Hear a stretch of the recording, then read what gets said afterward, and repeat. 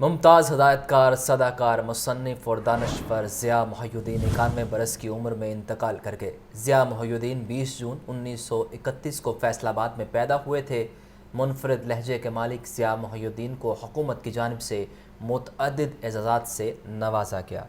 آپ کو بتائیں کہ ممتاز ہدایتکار، صداکار، مصنف اور دانشور ضیاء محی الدین 91 برس کی عمر میں انتقال کر گئے ہیں۔ اس بارے بات کرتے ہیں سہیل کیسر سے۔ سہیل، بتائیے گا۔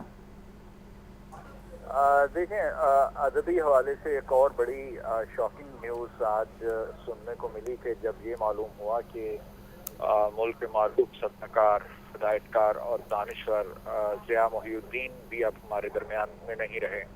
اس سے پہلے ابھی چند ہی روز پہلے امجد صاحب کی جدائی کا غم سہنا پڑا، اور جس نے ادبی حلقوں کو بہت اداس کر دیا تھا، اور پاکستان لٹریچر فیسٹیول میں بھی امجد کی کمی جو ہے وہ بڑی شدت کے ساتھ محسوس کی گئی، اور آج عالمی شہرت یافتہ صداکار، اداکار اور میزبان ضیاء محی الدین بھی 91 برس کی عمر میں کراچی میں انتقال کر گئے۔ ضیاء محی الدین 20 جون 1931 کو فیصل آباد میں پیدا ہوئے تھے۔ اس کے بعد پھر انہوں نے پاکستان کی پہلی فلم تیری یاد کے مصنف اور مکالمہ نگار ہونے کا اعزاز بھی حاصل کیا۔ 50 کی دہائی میں لندن کی Royal academy of dramatic art سے اداکاری کی باقاعدہ تربیت حاصل کی۔ پھر 1962 میں انہوں نے مشہور فلم لارنس آف عربیہ میں یادگار کردار بھی ادا کیا تھا، اور یہ بھی آپ کو بتاتا چلوں کہ ریڈیو آسٹریلیا سے صداکاری کا آغاز کیا، اور پھر بہت عرصے تک برطانیہ میں تھیٹر پر کام کیا، برطانوی سینما اور ہالی ووڈ میں بھی فن کے جوہر دکھائے۔ لیکن اب گزشتہ کچھ عرصے سے وہ اپنی پیرانہ سالی کی وجہ سے ادبی سرگرمیوں سے کافی حد تک دور ہو چکے تھے، لیکن اس کے باوجود گاہے بگاہے ان کی ویڈیوز سوشل میڈیا کی زینت بنتی رہتی تھی، اور کبھی کبھار وہ تقریبات میں بھی شرکت کرتے تھے۔ ابھی کچھ روز پہلے انہیں ناسازی طبع کی بنا پر کراچی کے ایک نجی ہاسپٹل میں ایڈمٹ کیا گیا،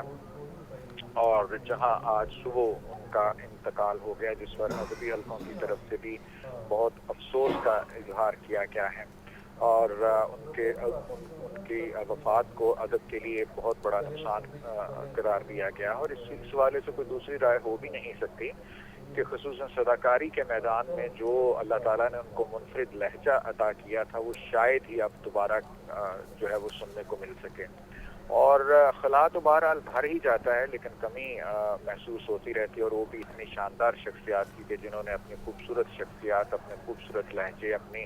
بے پناہ صلاحیتوں کی بنا پر اپنا لوہا منوایا ہو، تو پھر ان کی کمی پوری ہوتے ہوتے بہت عرصہ بھی جو ہے وہ صرف ہو جاتا ہے۔ تو ضیاء محی الدین صاحب کے حوالے سے بھی کچھ ایسی ہی صورتحال ہے کہ ان کی صداکاری جو ہے، ان کا لہجہ جو ہے، لہجے کی جو مٹھاس ہے، اور جو الفاظ کی ادائیگی کا خوبصورت انداز ان کا ہے، وہ ہمیشہ ہمارے کانوں میں گونجتا رہے گا۔ جی سہیل، ان کی موت کا سن کر تمام ادبی حلقوں میں ایک جھرجھری سی چھا گئی تھی۔ یہ بتائیے گا کہ national academy of performing art انہوں نے بنایا، اس کے علاوہ ان کی کون سی ادبی خدمات ہیں جو رہتی دنیا تک قائم رہیں گی؟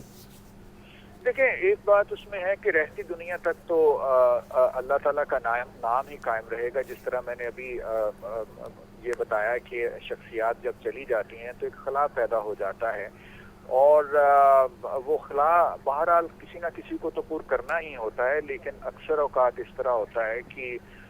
جو بے پناہ صلاحیتوں کی حامل شخصیات ہوتی ہیں، ان کا خلا پور ہوتے ہوتے